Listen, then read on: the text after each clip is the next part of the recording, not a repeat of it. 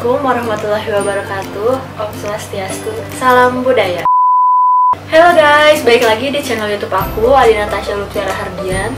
Di video kali ini aku bakal ngewawancarain salah satu kakak aku dan masih ngebahas tentang seputar salah satu jurusan di perguruan tinggi di Indonesia. Langsung aja ya. Oke, langsung aja. Perkenalan dulu. Silahkan. Halo, nama aku Aisyah. Udah. Ya, aku Panjang kakaknya dong. dia. Aisyah Nur Hairana Herdianti. Aku kakaknya dia. Udah. Kelahiran? Kelahiran apa nih tahun? Tahun kelahirannya. Aku 97. Kelahiran 97 kurang lebih. Nah, terus kuliah di mana sih? Sama angkatan berapa? Oke, berarti langsung masuk aja ya ke topiknya ya. Nah, untuk aku itu angkatan 2015 dan jurusan yang atau fokus yang aku ambil itu psikologi gitu. Terus di universitas apa? Di Universitas Kristen Maranatha Bandung. Apa sih alasan masuk ke jurusan itu? Terus dulu kepikiran gak sih ke jurusan lain selain jurusan? Oke, pertama kenapa milih psikologi sebagai jurusan aku? Karena dari kecil, dari aku SMP emang udah suka banget sama jurusan psikologi. Terus juga emang suka banget ngedengerin orang, terus suka ngasih masukan, saran, dan lain sebagainya halnya. Sampai akhirnya aku memutuskan untuk pengen nih cita-cita aku jadi seorang psikolog. Kurang lebih seperti itu. Terus kira-kira pernah nggak sih istilahnya daftar ke jurusan lain? Atau ada nggak sih jurusan lain? Ada, kedokteran. Kenapa aku kedokteran? Jadi awalnya itu karena orang tua aku, mama aku pengen salah satu anaknya jadi perawat gitu. Cuman aku takut sama darah dan takut sama suntikan. Terus udah konsul ke beberapa orang, bahkan ke beberapa profesi juga, disarannya udah aja langsung ke kedokteran. Jadi waktu itu aku fokusnya itu untuk SBMPTN, SNMPTN, kemudian juga untuk ujian-ujian mandiri lainnya itu masih fokusnya di kedokteran gitu. Jadi awalnya tuh aku nggak ngambil psikologi sama sekali, kedokteran, cuman karena nggak ada yang lolos. Sebenarnya ada sih, aku di Undip, tapi nggak aku ambil. Jadinya aku lebih milih untuk di psikologi karena ya tadi, karena kan kalau jadi dokter juga apa ya, harus berani dengan darah, suntikan, sedangkan aku sama sekali nggak bisa. Di jurusan psikolog tuh belajar apa aja sih, sama suka duka yang dialami selama perkuliahan 8 semester 4 tahun? Oke, kalau misalnya belajar apa aja sih yang di psikologi pasti banyak banget ya. Apalagi kalau kalian masuk ke psikologi, banyak banget juga baik dosen atau teman-teman kalian nih yang misalnya jurusan psikologi pasti ngomongnya kita tuh rawat jalan ya. Karena benar selama dari kurang lebih 8 semester yang aku laluin ya, kita belajarnya seputar dengan psikologi itu apa ya, kayak ya manusia aja, jiwa manusia, kemudian dari segi pikirannya, perilakunya, terus sampai perilaku menyimpang, pokoknya kita belajarin semua. Kemudian kalau misalnya alat-alat tes pasti kita juga belajarin ya, khususnya di Maranatha hampir belajarin semua alat tes. Kemudian kita juga dikasih tahu scoringnya caranya seperti apa, itu kita juga belajarin. Terus lanjut yang ke suka duka, pasti setiap jurusan, setiap individu pasti akan mengalami ya suka dukanya gitu belajar di suatu jurusan. Kalau dibilang psikologi itu mudah, sangat tidak mudah. Dibilang sangat susah juga ya sangat tidak susah. Jadi dia ya kalau misalnya emang kamu suka dengan orang, suka mengobservasi orang, pasti kamu akan enjoy dengan berada di situ. Kalau selama aku berkuliah sendiri, sukanya karena aku sangat menyukai psikologi. Jadi seberat apapun tugas yang diberikan ya aku ngerasa enjoy aja.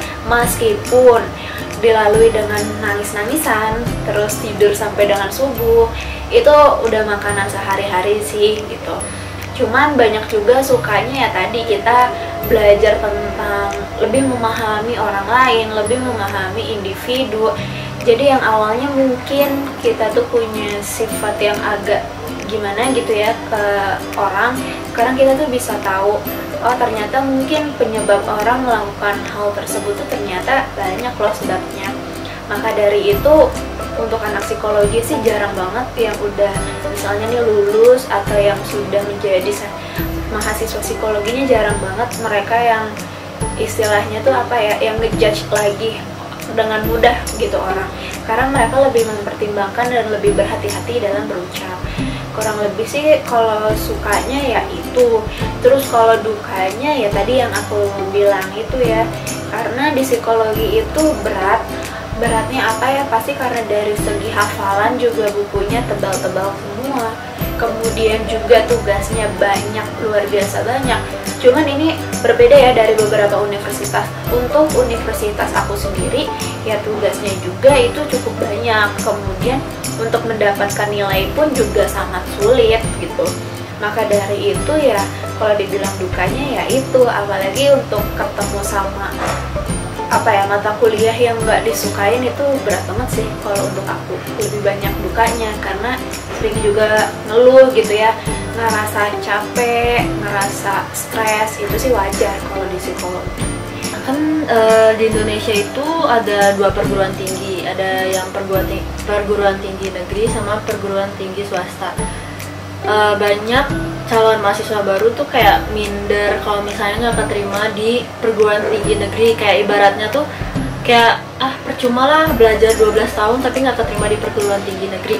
Nah sebenarnya ada bedanya nggak sih perguruan tinggi negeri sama perguruan tinggi swasta secara belajarnya atau apa?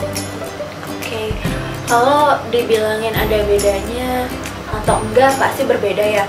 Jangankan PTS dengan PTN, PTS dengan PTS pun akan berbeda gitu. Dari segi kurikulumnya, dari segi pengajarannya itu akan berbeda. Terus itu lebih balik lagi ke kaliannya sih. Kalau menurut kalian selama kalian nggak bisa mendapatkan PTN, terus harus berkecimpung di PTS dan kalian merasa itu sangat merugikan, ya menurut aku itu balik lagi ke perspektif orangnya itu. Kalau aku pribadi sih, aku nggak merasa aku menyesal masuk ke PTS ya, karena ya itu lagi, belum tentu nantinya saat kalian lulus dari kuliah, kan pasti goalsnya itu akan untuk mendapatkan pekerjaan ya. Nah, belum tentu kalian yang PTN bisa dengan langsung gampang gitu dapat pekerjaan dibandingkan kalau misalnya sama anak-anak dari PTS yang tapi dia lebih berkualitas. Jadi kita tuh udah nggak, kalau di pekerjaan kita tuh udah nggak mandang nih antara dia lulusan PTN kah, dia lulusan PTS kah, enggak. Yang kita lihat itu individunya, yang kita lihat itu orang tersebut, gimana dia itu bisa berkualitas atau bisa punya apa sih yang bisa mengembangkan si perusahaan tersebut. Jadi aku bilang di sini, mau kalian nantinya nih, apalagi calon-calon maba, kalau misalnya kalian nggak dapat PTN, ya di PTS pun nggak apa-apa gitu, karena akan sama aja dan prosesnya itu kan tergantung dari kaliannya. Kalian yang berkualitas bisa aja kan, nggak harus dari PTN, bisa aja dari PTS. Jadi menurut aku sih nggak usah untuk berkecil hati kalau nantinya kalian gak dapet PTN, karena kalian juga bisa kok sukses dari PTS. Kurang lebih seperti itu. Dan kalau untuk kira-kira beda atau enggak yang tadi aku bilang, setiap kuliah, setiap jurusan itu akan memiliki perbedaan, baik dari segi nilai, kemudian dari segi mengajarnya. Kalau untuk di Maranatha sendiri, sistem kami itu udah kurikulum KKNI. KKNI itu seperti apa sih? Hampir mirip kayak kedokteran, jadi kayak blok-blokan gitu. Jadi kamu udah dipaket-paket ini, dan kamu masuknya itu sama aja kayak kamu SMA lagi gitu. Jadi pulangnya masuknya dari pagi sampai dengan sore. Kalau misalnya kalian tahu kuliah itu kan kadang masuk siang, ntar kuliah sore, dan lain sebagainya. Kalau di Maranatha sendiri nggak kayak gitu. Dan untuk dapat nilainya juga cukup sulit, karena di sana itu bakalan kalian dinilai bukan dari hard skill-nya aja, tapi dari soft skill-nya juga. Dan ada minimal nilainya itu B yang harus kalian bisa lulusin gitu. Dan pokoknya sih dari segi pengajaran pasti akan berbeda tuh antara satu jurusan ataupun antara kuliah. Dan jurusan psikologi sendiri yang aku tahu di Bandung itu tuh berbeda sistem pengajarannya juga. Jadi antara PTN dan PTS pasti berbeda. Tahu kenapa sih milih PTS-nya itu di Maranatha? Kenapa nggak di kampus lain? Karena kan di Bandung itu banyak kan PTS bagus yang berkualitas. Nah, kenapa milihnya Maranatha? Oke, Jadi gini, kalau kenapa aku milihnya Maranatha, sebenarnya aku juga sama kayak kalian, masih pejuang PTN gitu ya. Jadi dari SNMPTN nggak lolos sama sekali, masih harus berjuang nih di SBMPTN. Tapi jangan mengandalkan dari SBMPTN aja, tapi kalian harus searching nih tentang ujian mandiri setiap universitas, karena banyak juga universitas-universitas yang istilahnya buka untuk mandiri gitu kan. Nah, sampai dengan bulan Juni kurang lebih, aku itu masih mengharapkan PTS dan aku masih mengharapkan untuk dapat kedokteran. Tapi aku itu baru dapat pengumuman Undip kan setelah aku cobain si Maranatha ini. Jadi untuk yang swasta-swasta yang lainnya tuh udah tutup kalau nggak salah ya, aku lupa. Nah, kalau untuk Maranatha sendiri dia itu yang masih bukaan satu-satunya. Jadi mau nggak mau ya udah aku coba untuk ke Maranatha. Meskipun banyak banget gosipnya yang bilang Maranatha tuh susah lulus loh, kalau psikologinya Maranatha tuh inilah dan lain sebagai halnya. Tapi nggak apa-apa, daripada aku nggak kuliah, ya udah mendingan aku coba di Maranatha dan jurusan psikologi. Sebenarnya awalnya aku di Maranatha tuh daftar 2, kedokteran sama psikologi gitu ya. Tapi yang keterimanya alhamdulillah di psikologi. Maka dari itu aku singkatnya sih gitu. Karena masih nunggu PTN, ternyata takutnya juga nggak kuliah gitu. Akhirnya ya udah, yang masih bukan Maranatha ya udah aku apply di Maranatha. Kan maksudnya berarti angkatan 2015. Berarti kalau secara normal, ibaratnya kayak normal ya, kuliah 4 tahun berarti lulusnya 2019. Berarti baru lulus tahun kemarin. Nah, kan udah lulus nih, terus sekarang udah kerja atau masih nganggur, masih mencari-cari. Terus job desk kerja tuh ngapain aja sih di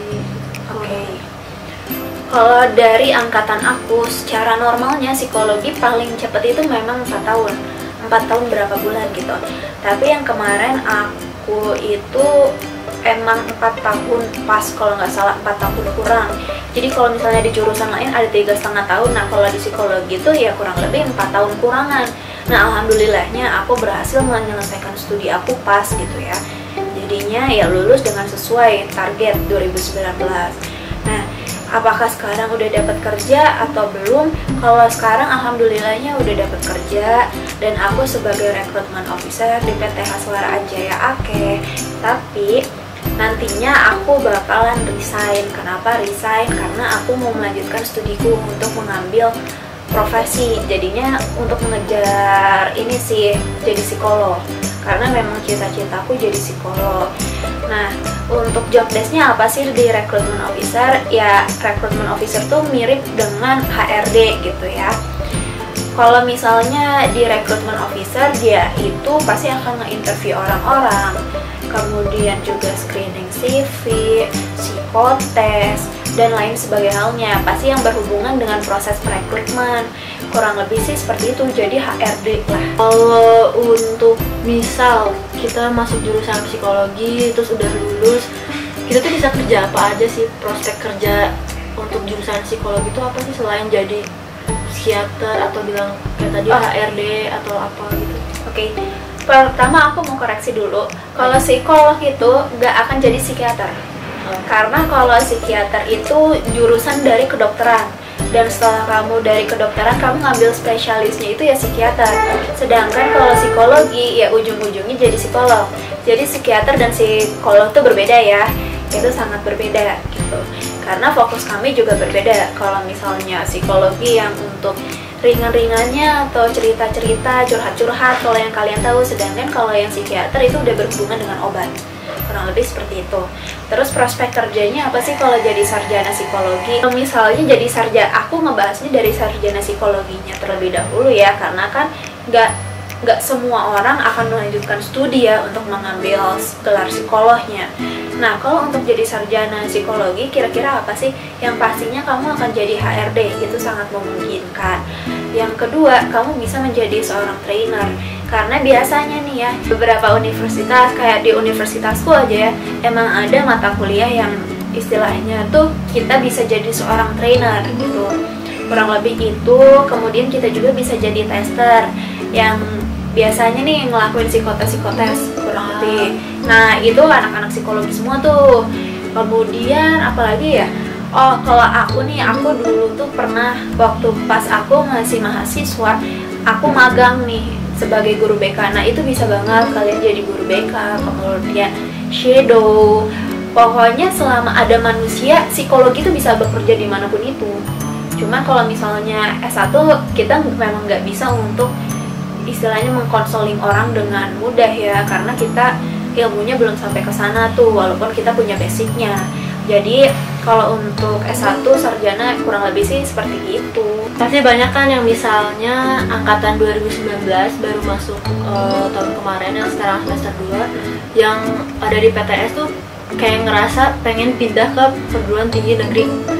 Nah, komennya gimana sih, kayak apa ya, kayak nasihat-nasihat buat maba yang udah masuk di PTS biar ya udah di PTS tuh nggak kalah kok sama di PTN. Oke, sebenarnya itu balik lagi ke individu tersebut ya. Misalkan nih banyak juga kasusnya teman-temanku yang istilahnya mereka kecemplung ya di PTS, mereka sangat menginginkan untuk di PTN, tapi daripada nganggur ya udah ke PTS aja dulu ya. Tapi itu balik lagi ke individunya. Kalau memang menurut kalian kuliah itu sebagai ajang gengsi, pasti yang mau nggak mau ya kalian harus mengulang lagi sampai dengan dapat ke PTN. Tapi kalau misalnya memang kalian kuliah berdasarkan minat kalian, berdasarkan emang kalian tuh pengen dapat ilmunya gitu loh, aku saranin sih ya udah bertahan aja di PTS. Kenapa enggak? Kita kan nggak tahu ya kesuksesan seorang itu nggak bisa diukur dari PTN atau PTS gitu. Bisa aja nih kalau misalnya kamu di PTS, kamu tunjukin lah dengan usaha-usaha kamu, malah kamu jadi lulusan terbaik, malah kamu dapat pekerjaan dengan mudah. Kita kan nggak tahu ya jalur istilahnya tuh rezeki orang seperti apa. Kalau misalnya emang kalian hanya gengsi saja, aku rasa sih itu sangat lebar ya kalau bahasa Sundanya, atau sangat disayangkan. Kenapa sih? Pertama, kalian akan buang-buang waktu, karena kalau misalnya nih kalian harus belajar lagi kan untuk PTN-nya, belum tentu juga keterima gitu ya. Alhamdulillahnya kalau keterima. Kalau misalnya nggak keterima kan kalian juga buang-buang waktu, kemudian juga buang-buang uang, sedangkan kalian bisa menggunakan itu untuk hal lain gitu. Maka dari itu aku sih bukan menasehati sih, tapi aku lebih sangat menyayangkan kalau misalnya kalian memang pengen di PTN hanya untuk sekedar gengsi gitu. Jadi mau kalian di PTN atau PTS itu sama aja. Itu gimana kaliannya, gimana usaha kaliannya untuk menjadi seseorang yang sukses. Kasih kayak apa ya, motivasi untuk calon mahasiswa baru yang kemarin kan SNMPTN kalau nggak salah udah diumumin, terus sekarang mau SBMPTN, cuman karena lagi wabah corona nggak tahu dimundurin atau tetap. Kasih kayak motivasi dong buat terutama untuk jurusan psikolog atau semua jurusan supaya mereka termotivasi. Walaupun misal kalian udah daftar SNM tapi nggak keterima, terus masih mencoba SBM nanti, amit-amit tapi taunya misal nggak keterima, masih kelar mandiri taunya nggak keterima, terus cobain ke PTS yang motivasi gitu. Oke.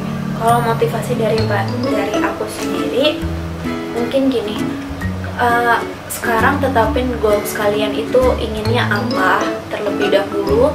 Apa sih sebenarnya tujuan kalian ke depannya, kalian itu ingin mencapai apa. Kalian menentukan goals tersebut atau tujuan tersebut. Kalau misalnya yang tadi nih kira-kira dari SNMPTN dan semuanya usaha kalian udah berusaha tapi masih belum rezekinya, aku ngasih motivasinya gini sih, kalian tetap berusaha semaksimal mungkin karena Allah juga nggak bakalan tidur gitu ya.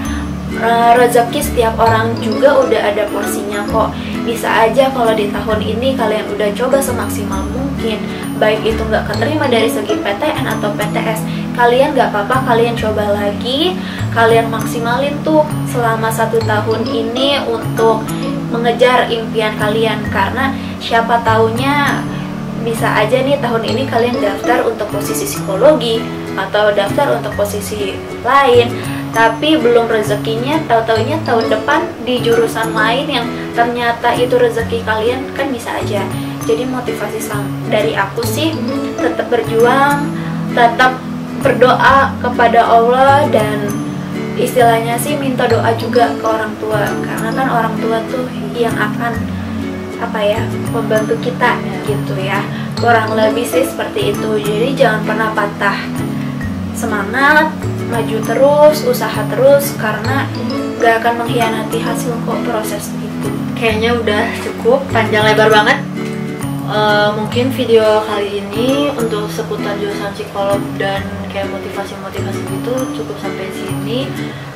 Nanti bakal aku taruh kontak yang kalau misalnya kalian mau masuk jurusan psikolog, mau nanya-nanya, bakal aku taruh di deskripsi di bawah. Sama kalau misalnya kalian mau nanya-nanya lagi, terus mau request minta dibuatin video apa lagi tentang jurusan atau apapun itu, bisa komen di bawah. Makasih udah nonton, makasih udah support channel ini. Semoga bisa membantu, semoga bisa bermanfaat, dan semoga yang mau daftar SBMPTN semoga keterima di PTN yang diinginkan. Yang udah keterima di SNM, selamat. Semoga itu apa yang kalian mau. Untuk yang belum, tetap semangat, coba terus, karena pasti ada jalannya masing-masing. Sekian dari kita. Jangan lupa like, komen, dan subscribe.